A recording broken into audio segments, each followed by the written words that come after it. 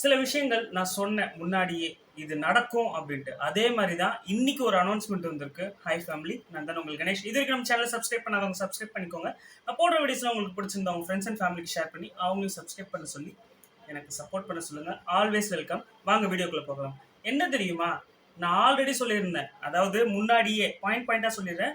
Election முடிஞ்சதுக்கு அப்புறம் கண்டிப்பா வந்து டாரிஃப் ரேட்ஸ் எல்லா டெலிகாமுமே வந்து இன்க்ரீஸ் பண்ணுவாங்க அப்படின்னு சொல்லியிருந்தேன். 2வது பாயிண்ட், யாரு ஃபர்ஸ்ட் இன்க்ரீஸ் பண்ணுவாங்க அப்படின்றது பெரிய டவுட்டா தான் இருக்கு. பட் யாராவது ஒருத்தர் ஃபர்ஸ்ட் இன்க்ரீஸ் பண்ணுவாங்க அப்படின்னு சொல்லியிருந்தேன். 3வது பாயிண்ட், யாராவது ஒருத்தர் இன்க்ரீஸ் பண்ணதுக்கு அப்புறம் கண்டிப்பா அதுக்கப்புறம் அடுத்தடுத்து யார் இன்க்ரீஸ் பண்ணுவாங்க அப்படின்றதெல்லாம் சொல்லியிருந்தேன்.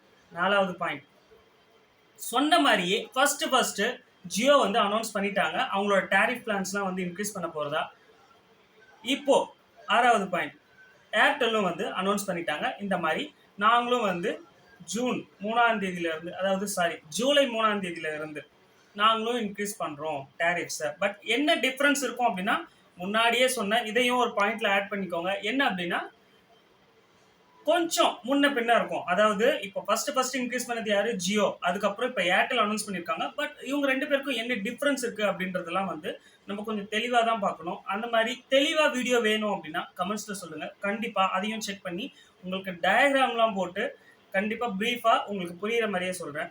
ஸோ சொன்ன மாதிரியே நடந்துருச்சு பார்த்தீங்களா? அதாவது ஜியோ இன்க்ரீஸ் பண்ணாங்க. நெக்ஸ்ட் ஏர்டெல் வெயிட்லாம் பண்ணல. அடுத்த நாளே வந்து அவங்களும் அனௌன்ஸ் பண்ணிட்டாங்க. நாங்களும் ஜூலை 3ஆம் தேதியில இருந்து டாரிஃப் பிளான்ஸ்லாம் இன்க்ரீஸ் பண்றோம் அப்படின்ட்டு. நெக்ஸ்ட் வேற யாரு? வோடாஃபோன் தான்.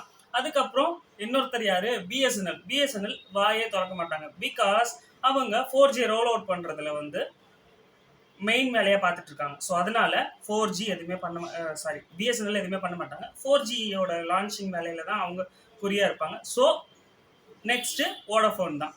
வெயிட் பண்ணி பார்ப்போம். வோடாஃபோன் ஐடியா அவங்க எந்த அளவுக்கு இன்க்ரீஸ் பண்ணாங்க. டிஃபரன்ஷியேட் பண்ணுறோம் அப்படின்னா பண்ணணும் அப்படின்னா ரேட்ஸில் கொஞ்சம் முன்ன பின்ன இருக்கும். ஃபார் எக்ஸாம்பிள் 200க்கு முன்னாடி வாங்கிட்டு இருந்தது, எக்ஸாம்பிளுக்கு தான் சொல்கிறேன். 200க்கு நம்ம ரீசார்ஜ் பண்ணது இப்போ 250னா அதை ஏர்டெல் என்ன பண்ணுவாங்கன்னா 249 இல்லை 235 அந்த மாதிரி. ஸோ இந்த மாதிரி டிஃப்ரென்ஸ் இருக்கும். ஏன்னா இதுவே ஒரு சில பேருக்கு ₹1 ₹2 கூட சேவிங்ஸ் தானே. நம்ம நிறைய வீடியோஸில் கூட பார்த்துருக்கோம்.